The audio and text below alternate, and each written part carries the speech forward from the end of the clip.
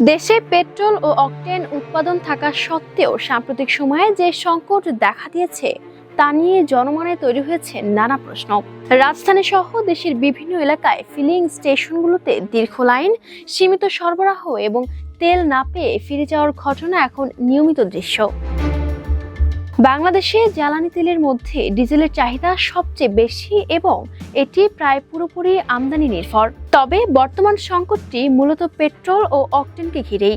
অথচ দেশে গ্যাস ক্ষেত্র থেকে প্রাপ্ত কনডেনসেট প্রক্রিয়াজাত করে প্রতিদিন প্রায় 4.5 থেকে 5,000 ব্যারেল পেট্রোল ও অকটেন উৎপাদন করা হচ্ছে।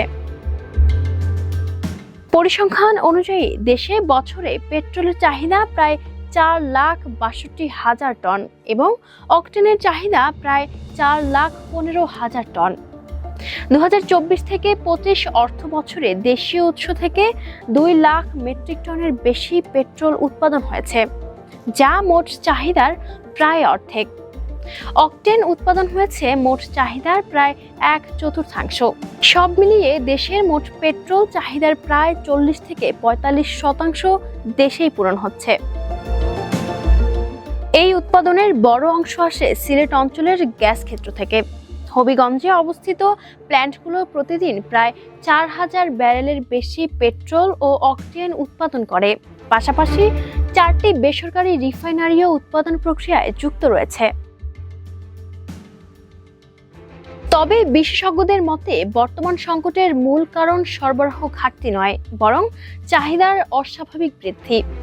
আন্তর্জাতিক অস্থিরতা, বিশেষ করে ইরানকে ঘিরে যুদ্ধ পরিস্থিতির খবরে মানুষের মধ্যে উদ্বেগ তৈরি হয়েছে। ফলে অনেকেই প্রয়োজনের তুলনায় বেশি তেল কিনছেন।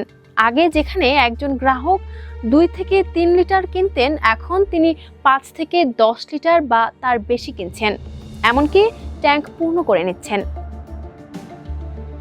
পাম্প মালিকদের তথ্য অনুযায়ী আগে যেখানে প্রতিদিন 5 থেকে 6,000 লিটার তেল বিক্রি হতো, এখন তা বেড়ে 20 থেকে 30,000 লিটারে পৌঁছেছে। এই অতিরিক্ত চাহিদার কারণে পাম্পে সরবরাহ দ্রুত শেষ হয়ে যাচ্ছে এবং দীর্ঘ লাইনের সৃষ্টি হচ্ছে।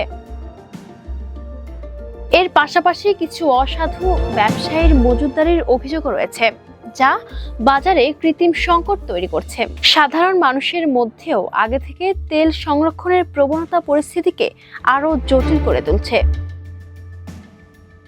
সরকার বলছে দেশে জ্বালানির পর্যাপ্ত মজুত রয়েছে এবং চাহিদা পূরণে আমদানি অব্যাহত আছে। মে মাস পর্যন্ত সরবরাহ নিশ্চিত করতে বেশি দামে তেল আমদানি করা হয়েছে। একই সঙ্গে কালোবাজারি ঠেকাতে অভিযান, ফুয়েল কার্ড চালু এবং QR কোড ব্যবস্থার মতো পদক্ষেপ নেওয়া হচ্ছে। বিশেষজ্ঞরা মনে করছেন এই সংকট মূলত আচরণগত, অর্থাৎ আতঙ্কে অতিরিক্ত কেনাকাটা ও মজুতদারি বাজারের ভারসাম্য নষ্ট করছে। তারা বলছেন সচেতনভাবে প্রয়োজন অনুযায়ী তেল ব্যবহার করা হলে পরিস্থিতি দ্রুত স্বাভাবিক হয়ে আসতে পারে। দেশ বিদেশের যে কোনো তথ্য পেতে চোখ রাখুন ক্যাম্পাস টাইমসের ফেসবুক পেজ ও ইউটিউব চ্যানেলে।